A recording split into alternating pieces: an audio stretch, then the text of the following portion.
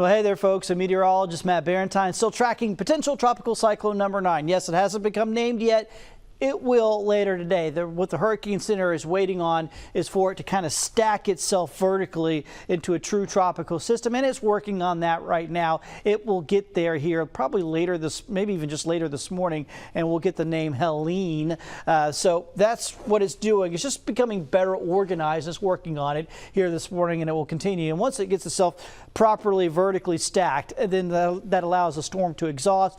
It allows the storm to develop and grow, and that'll be happening as we go through the day to day. So it's kind of in that development, that early development phase here still with this storm. I know it seems weird because we've been tracking this for so long. I first talked about this last Tuesday morning, but we were just way out ahead of this because the models were seeing this long before it ever even became a thing. So now that it is a thing, it will develop quickly and it'll move quickly eventually. It's going to kind of just take itself off and move through the Gulf of Mexico. You know, today is Tuesday morning. This is going to make landfall by Thursday evening. So that is how quickly this whole thing is going to happen. You see it there. It's going to cut through the Yucatan Channel here. It may actually brush up against the Yucatan a little bit and then work its way into the Gulf of Mexico, rapidly intensifying through the day on Wednesday and into Thursday, and then making a landfall in the northeastern Gulf in the area that we call Apalachee Bay. That's the name of this bay over here. It's very shallow and is very vulnerable to storm surge. In fact, the Hurricane Center just put out the storm surge numbers, and they expect 10 to 15 feet of storm surge here across Apalachee Bay. So it is going to be absolutely devastating, and it's a very similar area to where Idalia hit last year. We're going to be kind of on the outside looking in. We'll have offshore winds, so we don't expect much in the way of storm surge here, if at all. So there it is. This is the GFS model.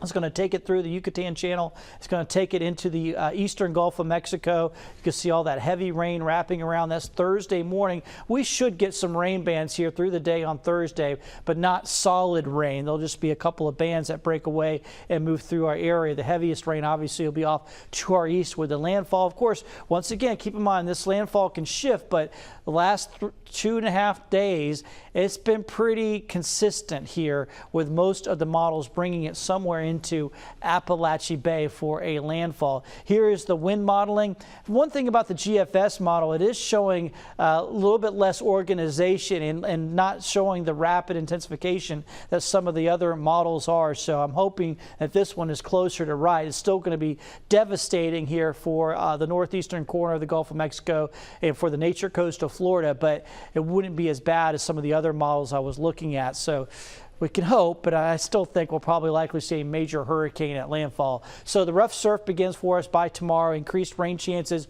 Wednesday and Thursday as well. Heaviest rain will be likely on Thursday for us. We'll get breezy winds, gusts up to about 30 miles an hour, particularly in coastal areas, but our winds will be offshore, so that'll be helpful for us. Of course, we still have some changes that are likely with that forecast track that we need to be keeping an eye on in the coming days. For us today, it's going to be a good day. It's going to be hot, but it's going to be a good day for us here across the Gulf Coast. We're not going to have any major issues. The rain picks up a little bit tomorrow. We'll have some scattered showers on our Wednesday. The best chance of seeing some rain bands out of this will be on Thursday. Once again, we will not get solid rain all day long, but a few bands that'll be breaking away from the storm will likely go through our area. And then we go into the upcoming weekend, things actually look pretty nice after that. And that happens a lot. Once the system passes by, we actually tend to get some pretty nice weather. I think Friday and Saturday ought to be pretty good. So, you know, once again, there's still subject to change with the forecast and the path and all that with potential tropical cyclone number 9, but it's more likely to hit folks well off to our east in the northeastern corner of the Gulf of Mexico.